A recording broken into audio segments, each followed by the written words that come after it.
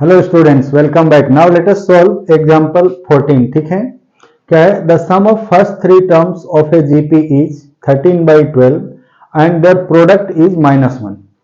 Find the common ratio and the terms. ठीक है, यानी जीपी के फर्स्ट थ्री टर्म्स का सम और प्रोडक्ट हमें गिवन है, तो उसको उसके कॉमन रेशियो और सारे टर्म को पता करना है। ठीक है, एक चीज ध्यान देने वाली है कि जब भी हमें किसी जीपी के फर्स्ट थ्री टर्म लेने हो या एपी के फर्स्ट थ्री टर्म लेने हो तो हम कैसे लेते हैं? एपी के फर्स्ट थ्री टर्म यदि लेने हो तो पहला टर्म ए माइनस डी, दूसरा ए और तीसरा ए प्लस डी लेते हैं। उसी तरह से जीपी के फर्स्ट थ्री टर्म्स लेने हो या थ्री कंजिक्यूटिव टर्म्स लेने हो तो पहला टर्म हम क्या लेंगे? ए बाई आर, दूसरा ए एंड तीसरा ए इंटू आर। ठीक है, सो यहां पर भी first three term of GP will be what? Here let first three terms of the given GP is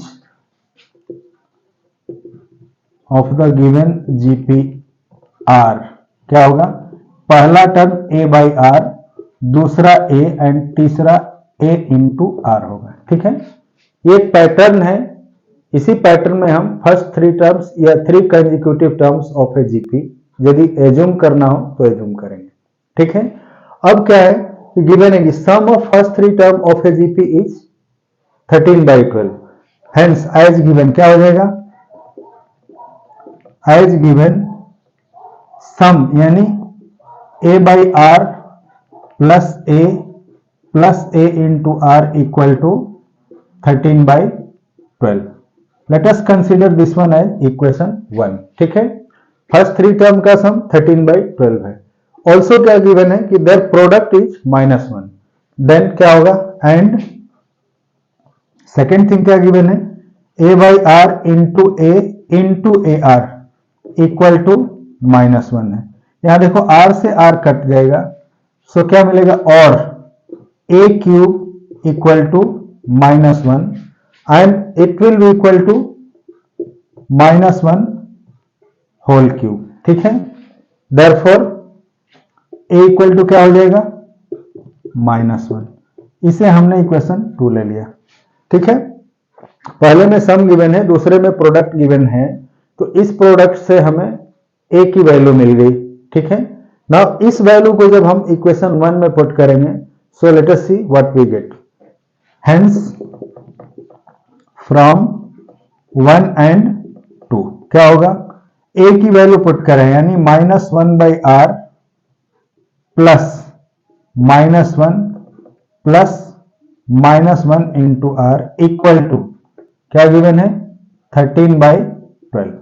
इन सब में -1 कॉमन है तो हम इसे कॉमन ले लेंगे तो क्या हो जाएगा? -1 into 1/r plus 1 plus r equal to 13/12।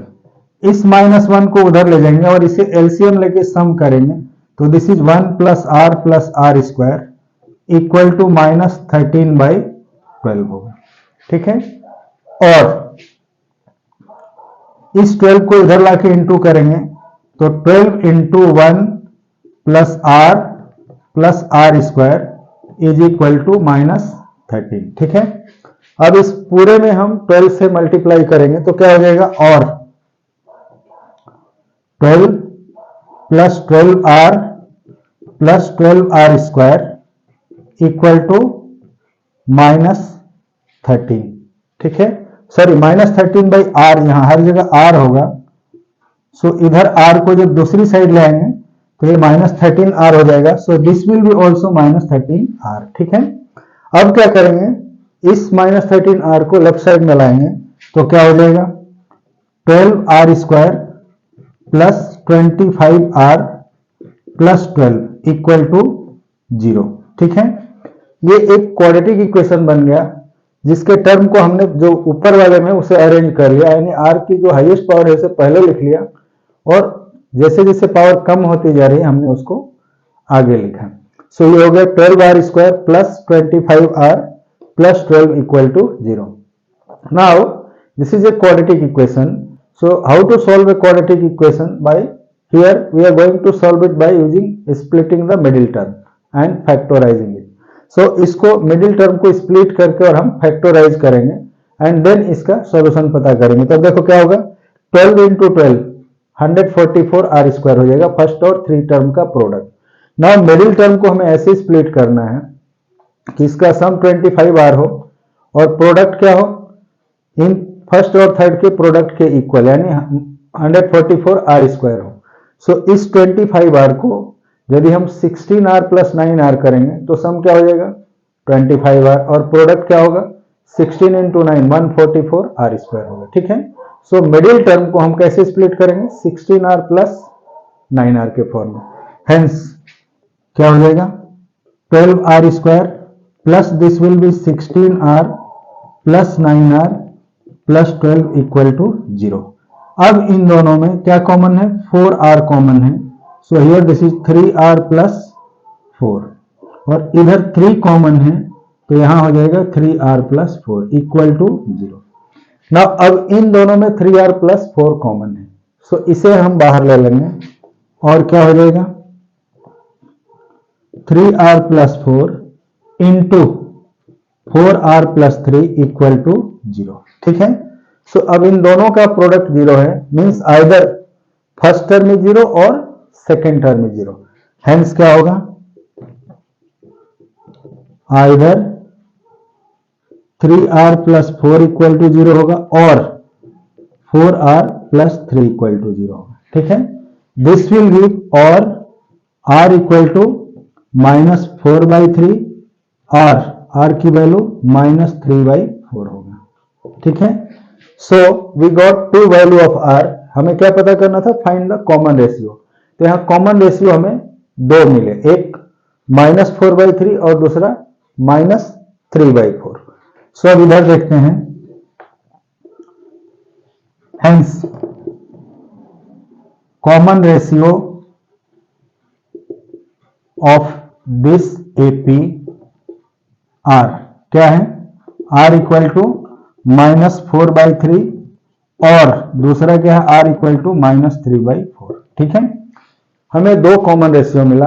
अब यदि हम फर्स्ट कॉमन रेशियो को लेते हैं और फर्स्ट टर्म को, देन इस जीपी के टर्म क्या होंगे. Now when a equal to minus 1 and r equal to minus 4/3. पहला केस 1. इस केस में जब a की वैल्यू 1 हो और r माइनस 4/3 हो तो क्या हो जाएगा, then a by r will be equal to minus 1 divided by minus 4/3. Minus minus cancel हो जाएगा एंड इट विल बी 4/3. दूसरा term a equal to minus 1 and a into r will be, ये दोनों माइनस प्लस हो जाएगा और इनकी value क्या होगी 4/3. ठीक है. सो इस केस में फर्स्ट 3 टर्म्स आर, हेंस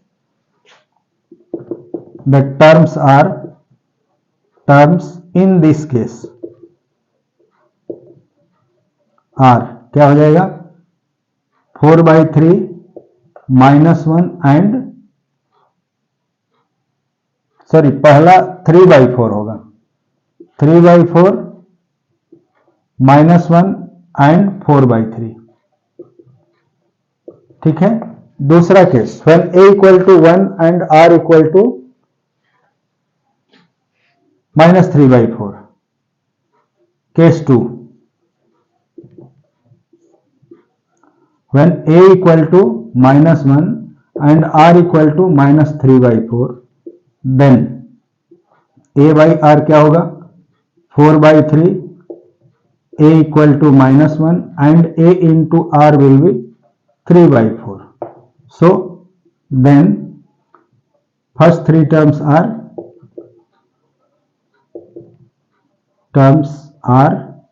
क्या हो जाएगा 4/3 माइनस 1 एंड 3/4. ठीक है. तो इस तरह से हमने देखा कि किस तरह कॉमन रेशियो और फर्स्ट 3 टर्म निकालेंगे. ठीक है. तो नोट करो common ratio and first 3 terms. मिलते हैं अगले वीडियो में. Okay bye.